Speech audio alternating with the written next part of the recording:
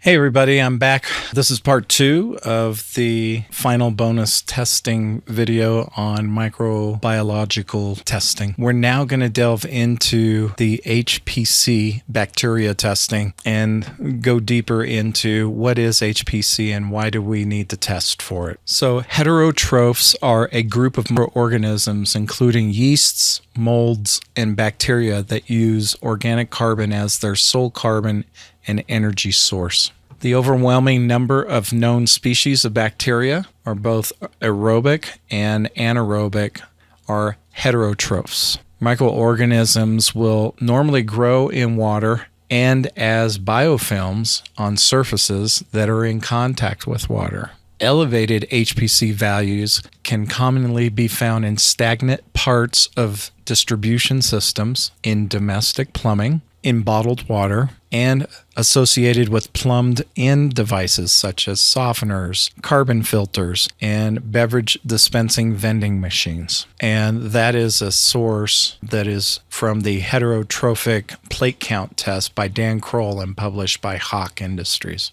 HPC testing has been used for a long time to verify the quality of water supplies. Tests were applied early on as a check on water treatment processes, particularly sand filtration, and as such were an indicator of water safety. As monitoring techniques for more specific indicators such as E. coli and total coliforms became more readily available, the use of HPC for these purposes decreased. HPC still plays a role in many regulations and guidelines and is also a valuable process control tool. So now we're going to go into, since you know that HPC is heterotrophic, it also means, the PC means plate count.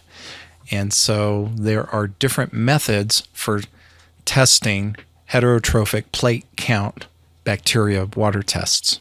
The first one is called a millipore, also known as a paddle test by the shape of the instrument used for testing. The second is called a simplate test, and the third is known as an R2A test. So let's break these down independently. We'll cover the first one, the paddle test, also known as a millipore test. This is a heterotrophic plate count for bacteria test, HPC as we call it for short. And you can see that it's actually an HPC sampler which contains an M HPC medium for recovery of stressed aerobic bacteria, EI partially sanitized or nutritionally starved. So this is the type of test that I would recommend that you use for both home and in the business. It's used every day by clinics worldwide. And it's not the fastest test, but it's practical and it gives you an idea. You need to think of this test similar to the oil dipstick that you have when you check the oil level, or even the condition and color of the oil on the dipstick of your automobile's motor. You'll see that the application method for this HPC sampler is for raw material, equipment surface, treated water, and finished product in food, beverage, or cosmetics applications. Also for high purity waters, electronics or laboratory grade, environmental waters, cooling tower waters, and process water. It's also used in public inspection of like restaurants, for example. The incubation conditions, the reason why this is recommended for home is because once you sample the water, you simply just leave it out for 7 days at room temperature. If you want to accelerate these means you would have to incubate at 25 degrees centigrade, give or take by 0.2 for a 72-hour incubation, or you can rapidly accelerate that by a day and get this done in 48 hours, 35 centigrade degrees. The following is the sampler components. You'll see that the top part is a handle. This is what you would be touching, and you would be wearing your neoprene gloves to make sure that you don't further skew the results potentially of your sample. It allows the operator to hold the paddle without contaminating the sterile surfaces. Then as we go down, the next level is that it has a clear plastic case. And then inside that case is a vent that allows passage of air as the membrane filter and pads absorb water. You'll see the paddle is the bottom half of this apparatus. And you can see the filter that it contains, which captures the microorganisms. And then there's an absorbent pad that supports the growth of microorganisms with a nutrient media. Usually it's gelatinous in nature, and it's just a food source. So again, if these are starved microorganisms, they're going to seek out that food source, and then they're going to digest it, and it's going to be identified in the test as time goes by. This is how simple it is. You basically will take this HPC sampler and you'll fill the outer sheath, which is the see-through plastic container, with the fluid to be tested, which would be your sample of either your finished water coming from a reverse osmosis system, and also if you have a whole house filtration system with a Class A or Class B EPA registered ultraviolet disinfection treatment system. If you have that, then you can test at any tap where the water is supplied in the interior plumbing of home or the business and take your sample that way. If you don't have that, there is no reason for you to actually take this test. It would just be a waste of money and your time, because it could show a whole bunch of CFU counts of bacteria, which are perfectly well within the guidelines of the EPA's Safe Drinking Water Act. After you fill the outer sheath with the fluid to be tested, which is your water source sample, to the top line, you insert the sampler into the outer sheath. You lay the sampler membrane face down for 30 seconds, and then you discard the sample. Then you incubate if you were a lab or actually have an incubation oven with the membrane side down, and then you would have to study the incubation conditions. For those of you that really do want to get your inner geek on and don't mind a small footprint or spending the extra money to get a more rapid result to test rather than a full week, either in 2 days or 3 days, I actually found a scientific 5-liter incubator with the precise control from 0 Celsius to 55 degrees Celsius or centigrade. And you can plug into the wall, set it with it has a digital readout on the front door. Then you just put it's showing that it has culture plates or petri dishes in this picture that you can see, and also a different type of sample in the lower third of the shelving. $175 on Amazon. Just note that it is not sold by Amazon. It's just delivered and shipped by Amazon. Then the final step would be, say, after the 7 days at room temperature or the 2 to 3 days if you incubated your sample, you simply count the colonies to make a quick estimate using the comparison chart provided with the package and this brochure that I'm showing you. So you'll see that you have 2 different reference charts here. One is for small colonies, and you also have a set for large colonies. So you just need to take a look at, starting from the left to right. I'll use the large colonies just because it's easier. You can essentially count how many colony-forming units were formed, and if it was 10 or less, that's an example of what that looks like. If it's 30 or less, you can see that's 3 times the amount of CFUs. 50 CFUs is the next, followed by 100, then 300, and then you have the too numerous to count, or TNTC. So you're either going to see one set or the other. And that's how you can test using the paddle test or the millipore test. The second of the 3 HPC tests is known as the SimPlate test, and this is typically going to be performed in a lab testing facility. So what they do is they fill these wells, which is what you call all of those individual sites in this first picture on the left that's under ultraviolet light. What they do is they put a solution in and they just kind of tilt the culture and the dish plate. This is what they call plating. They put the sample into these wells and evenly distribute it by tilting their hand, rotating it from left to right, up and down, until it catches the whole surface. Then they turn it up 90 degrees to get rid of the excess, and then what is left is what begins to grow over a period of 48 hours. And then what happens is, after that 48 hours, the lab technician will look at this sample under ultraviolet light. As you see here, you can barely make out their thumb and the bottom of their hand holding this dish under the UV light. And they simply count those brightest wells. So I'm just going to physically count them myself. 1, 2, 3, 4, 5, 6, 7, 8, 9, 10, 11, 12, 13, 14, 15, 16, 17, 18 are the brightest ones.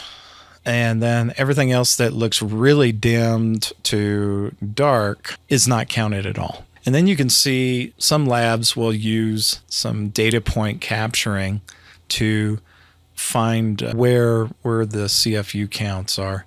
And this is actually a 10 log reduction simplate for the heterotrophic plate count test. Using this log 10 pour plate method, it's measuring that the dominant part is what you do when you look at these. You don't look at the outliers in that trajectory going up at a 45-degree angle. You look at where the cluster points are. And the majority of them looks like it's between 1 and 2 CFUs, but you have some outliers that go and exceed the range all the way up to 6 CFUs per milliliter. And just know that there's a conversion for that, which means it would be 6 CFUs per milliliter. So you can say that there is easily 5 CFUs if I was to read this data point correctly. That's how we read a simplate test in a lab, and then it gets reported back that they may furnish or may not furnish these photos, and so you may just have a reading, just a data line that says you're at 6 CFUs per milliliter. Okay. But again, this is in a lab situation, very controlled environment, incubated for 48 hours after the initial plating, and interpretation after that 48 hours follows directly.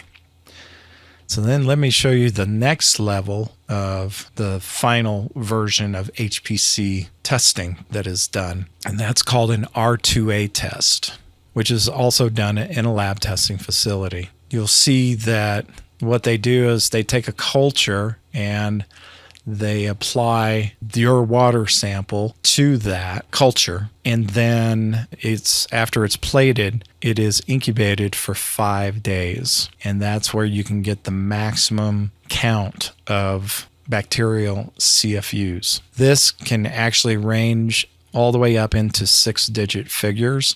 And I have personally seen tests that came back as high as exceeding 170, 180,000 CFUs. That's thousands, 6-figure. But if you remember in the previous, there was a 10 log reduction method that they were using. For the company that I worked for at a medical grade level, we referred to what was called a 6 log reduction. And so that means if you took something that was in 6 figures, you could cut it in half and there'd be an algorithm. Then you would take that and cut that that was cut in half again. And then you would do it again and again and again.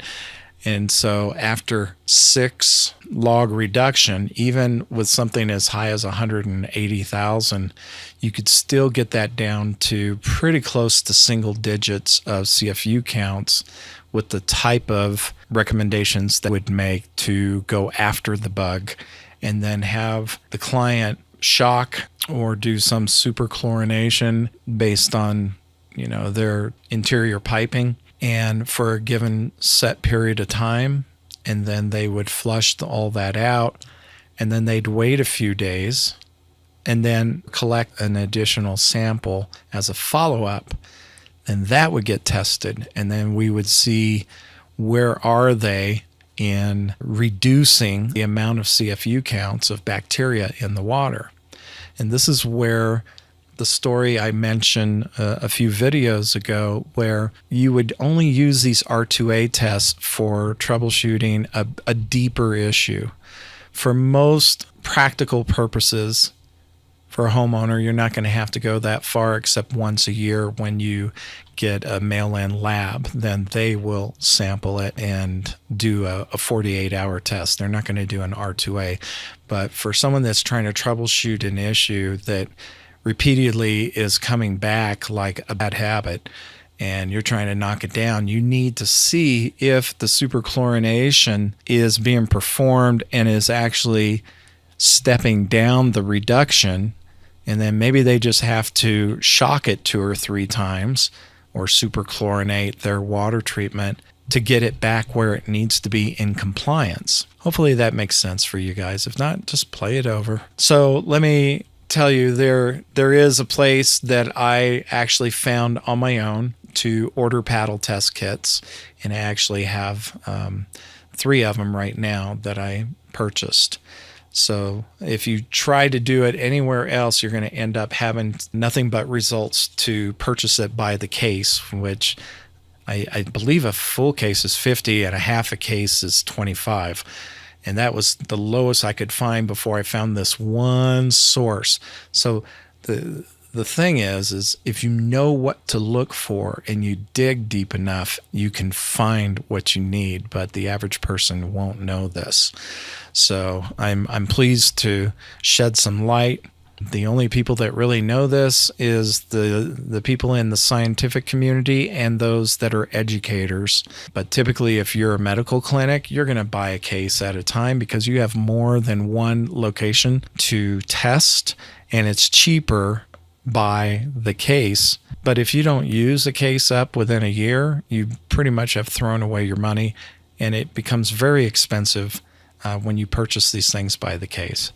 So I'm happy to let you know in this video, and I'll provide a link along with some of the other links that I told you that I would provide. After this series is done, you'll have those reference links where you can order your own HPC total count sampler. I do recommend, at a reasonable price of being under $12 at the time that I captured this screen image, that you probably get 2 or 3 of them. Usually, if you're testing, I would like you to have a baseline of before you do something, like put in a system, and then wait about 2 to 4 weeks after the system has been in place and running.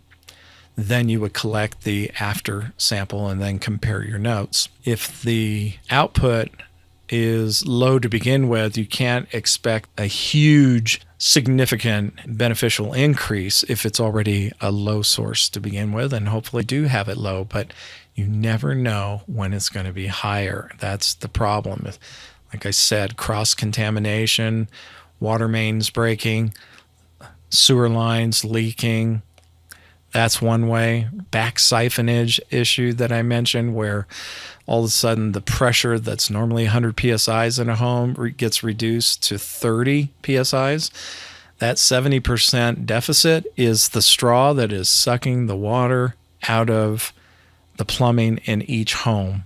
And you need to be in a position of knowing, hey, do I have a concern here? If you had a water break, in the water main, and the city's out in your neighborhood and digging this up in the road and closing off the road for repairs, or someone crashed their car into a fire hydrant, for example, that could be the cross-contamination, and now their gas is leaking where the water line was.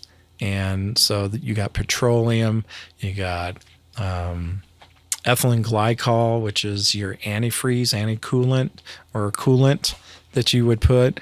If any of that got into the water system, you'd want to know about it. But more specifically, in this case, you're testing for bacteria. And that's specifically what I'm focusing on in this series. Here's some call outs. You remember that in my first video, I'm talking about Dr. Mom and how each one of us becomes a Dr. Mom in our own home when it comes to taking care of somebody who has a complaint of feeling sick or ill or not their personal best. And so keeping that hat on for a moment, I just want you to understand that the best practice is to mail in once a year as a minimum to a licensed water testing lab your water samples. In between those annual mail-in testing kits where you're collecting samples and the state license facility is delivering those results and doing the testing for you. In between those episodes annually, you would be doing your own in-home tests and monitoring from month to month or quarter to quarter or twice a year, however you want to break that out. I recommend at least a minimum of month to month on things. And some of those you could even do monthly, like your TDS. I mean, it's so easy to do. There's no reagents involved that you have to worry about and reorder. But some of the others do require the reagents to be updated because they get expired. As soon as they're expired, they're no good to you. You may think they're still good, but don't cheat yourself. Reagents are cheap in the grand scheme of things, and you don't want to surplus store it like, the Winnebago size amounts of toilet paper that some people purchase, right? There's no need for it. The only other time you would use the labs more frequently is if you're trying to troubleshoot an outbreak of bacteria. So kind of like what I was talking about where one of these clinics had 6-figure type of problems, and then they would contact me troubleshooting on behalf of the manufacturer that I worked for, and they're trying to find out how do we get this back down to get us back into compliance. In your situation, you may have a higher count than normal. Maybe, first off, I want you to know that if you ever find the CFUs are higher than 500 and you follow up a week later and it's still exceeding 500. First off, if it hits 1,000, you're going to perform a boil advisory. But your second thing that you're going to do after that 20 minutes of boiling water, before you use it for anything in the home, whether it be bathing or drinking the water or food prep, boiling something or steaming something, your next step is to get a hold of the water treatment facility in your local metropolis, okay, your local municipality. If you're on your own in a rural situation, there's nobody to call. This is just something that you have to do to bring it down. And of course, there's different routes you can go to get more help, as we'll discuss in this slide. But you want to send those follow-ups to a lab and then ask them if they provide discounts because you're troubleshooting something. You can get more specific and just get the bacterial test and not have to get the full comprehensive, because that would be just entirely too expensive. But if you're just trying to say, okay, I found my baseline is exceeding my goal for a minimum CFU count. Now you're troubleshooting your UV water treatment, disinfection treatment, and maybe the bulb needs to be changed. Maybe the outer sleeve where the bulb goes in, but keeps the water flowing by it. Maybe you have to do some troubleshooting on that piece. Maybe you also have to update the filters prior to the UV Class A or Class B water disinfectant treatment system. And so then you do all these things, and then you let a week go by, for example, and then you collect a second sample to follow up to verify your assumptions, as I mentioned before, that now the CFU counts are low enough that you feel like you've protected yourself and everybody else in the home or building from bacteria exposure. So another call out here. When in a given situation of finished water being above 200 CFUs of bacteria, because you're using the whole house filtration combined with an EPA registered Class A or Class B UV water disinfection treatment appliance, your goal is the lower the better, if possible, to reach a prior reached result. So maybe you got down to 10 CFUs or maybe 30 CFUs. And the last test you did was above that. Maybe you were 100 or 200 or something like that. You want your results to match the very best reading you ever had as much as possible. Now, it may not be possible given the multitude of different scenarios, but that's always a goal to strive for. If you know that you were at 30 or 27 CFUs or 12 CFUs before, that's always something that you can seek to obtain again. But just know that the EPA requires a maximum or less of 500 CFUs of bacteria per milliliter to be considered safe. So you're not in a boil advisory, even if it's above the 200 CFU count, right? And we're not even considering the 500 parts per million of TDS at this point. That's a side issue that doesn't come into play with bacteria. So that's why we measure in CFUs of bacteria per milliliter. Now, last but not least, I would be remiss in my duties as a business to let you know that, first off, the only money I make is either through our support systems or our services by creating the academy that I've developed for do-it-yourselfers and small business people who want to save thousands of dollars rather than being part of the people that just fall prey to someone that wants to charge them $5,000, $10,000, $15,000 for a complete water treatment solution. It's just crazy, which is why I developed this company, so that we could go mainstream and help educate other consumers like yourself to protect them. So there may be a point where you want to be able to troubleshoot this. We offer that both either through email as a support per incident, or we offer it with a teleconference, video teleconference, like getting on Zoom, where your phone is connected and you can actually point us towards a source. And if we ask you to follow the path of this and what's connected to this just before this that I'm not seeing yet, or I'm hearing whatever issues you're having, or you're showing me the quality of the water and your test results, it's a little faster than just going by email. But that's something that we do besides teaching, besides selling my published books that you can only find on my website at dailylivingwithwater.com. So you do have other resources. We do not need to be in the home with you to troubleshoot that. Typically, we can find out within one session what your next play is going to be and some steps that you need to follow, and then follow up with us by email what your findings were. And then sometimes that exposes something that is even prior to what you're working on, further upstream in your water delivery system. And we would be able to troubleshoot that with you.